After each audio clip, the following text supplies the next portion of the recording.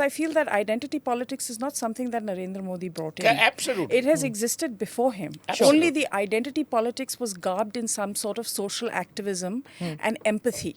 So what were they doing? They were demonizing the majority. The saffron terror, the majoritarian Hindu. I mean, this was the narrative that we lived with for decades. It was time for that narrative get a pushback. You see the left doing this in the West as well, where the white male is now blamed for everything. The current white male in their societies is probably one of the most abused people, be it from the feminist lens or the trans lens or the political lens or the masculine lens or the minority-majority lens.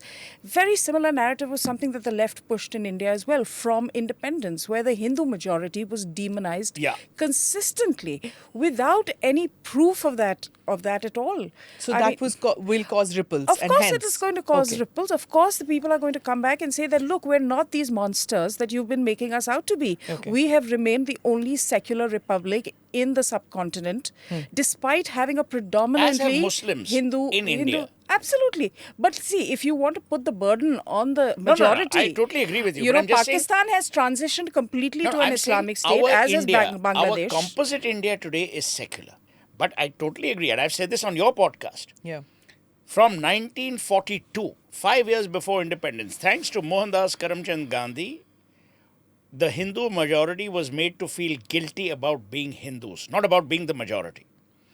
In the good old days, if you said Hindu, you were seen as communal. Yep. If you said, I love Muslims, or I love Christians, or I love Parsis, you were seen secular. A lovely person. That correction has happened. So Mr. Nadda said in the podcast which I recorded a day before yesterday, he said when Priyanka Gandhi said that my brother is a better Hindu or something to that effect, she talked about Rahul Gandhi, to which Mr. Nadda said that is election se pehle, before these elections, before the 2019 election, this election, during the UPA rule, find me one photograph or anything of the Gandhi family visiting, Gandhi as in Sonia Gandhi, Rahul Gandhi, Priyanka Gandhi, visiting temples. There I don't agree.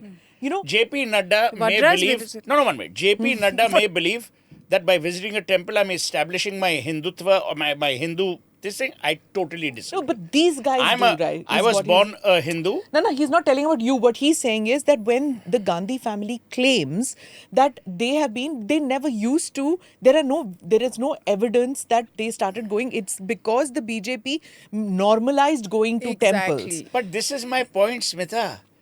The biggest mistake, and which people have not understood, I mean, I'm just saying it from a strategy point of view. The Ram temple is a temple. Hinduism is a way of life. It's a faith. I'm a Hindu.